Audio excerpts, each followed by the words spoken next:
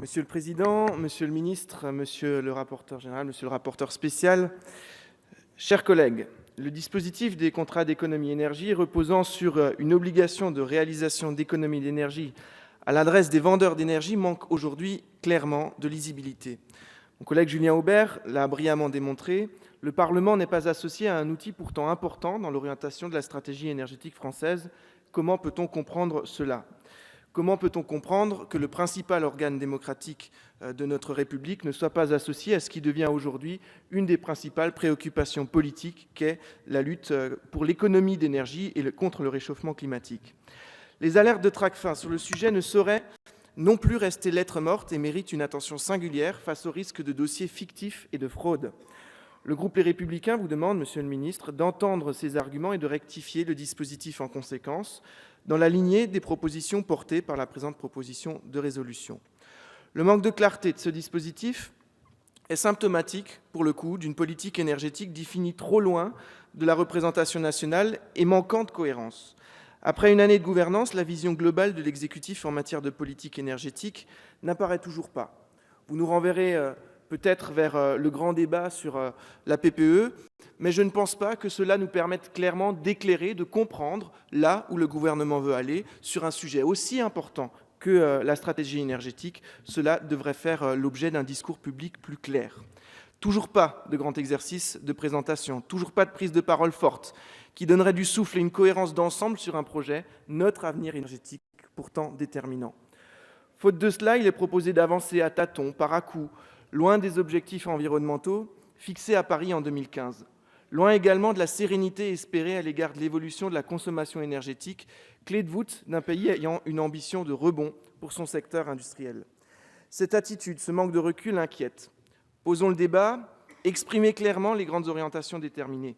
Les questions en suspens ne sont pas des moindres, elles sont même particulièrement structurantes. Qu'en est-il de la lutte contre le réchauffement climatique ? Est-elle encore notre priorité ? Donnons-nous les moyens d'atteindre ces objectifs ? Quel mix énergétique pour y parvenir ? Quelle place, de ce fait, pour le nucléaire, atout français de la réduction des émissions de gaz à effet de serre ?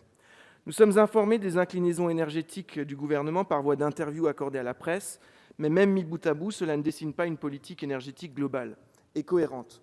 Au contraire, on le voit, certaines décisions, par manque d'explication, par manque de cohérence technique et politique, conduisent à une incompréhension, voire même à un sentiment d'arbitraire. Et je ne vous ferai pas l'affront, monsieur le ministre, vous qui travaillez sur la reconversion du territoire de Fessenheim, de vous réexpliquer encore une fois que la décision de sa fermeture n'est toujours pas comprise. Ce que le dispositif des C2E révèle sur le manque d'association des parlementaires aux décisions prises est en fait largement applicable à l'ensemble des grands choix énergétiques. Le débat sur les C2E, s'il avait lieu et s'il associait le Parlement, permettrait également, sans qu'il s'agisse toutefois ici de remettre à plat le dispositif, ou complètement à plat le dispositif, d'interroger plus fondamentalement l'ambition de réduction de la consommation d'énergie et ses motivations.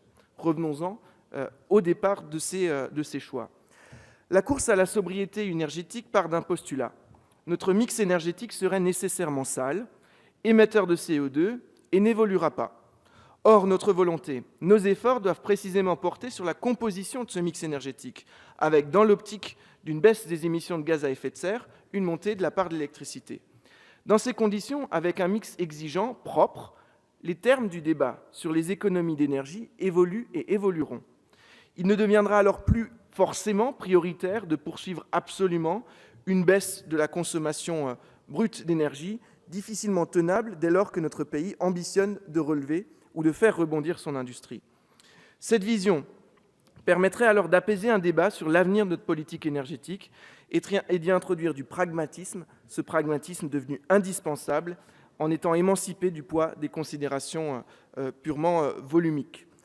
Mais à nouveau, le préalable à cela, c'est la vision d'ensemble, c'est la volonté de cohérence.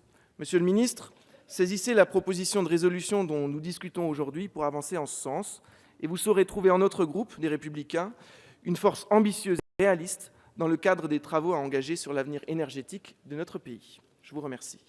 Merci beaucoup, monsieur.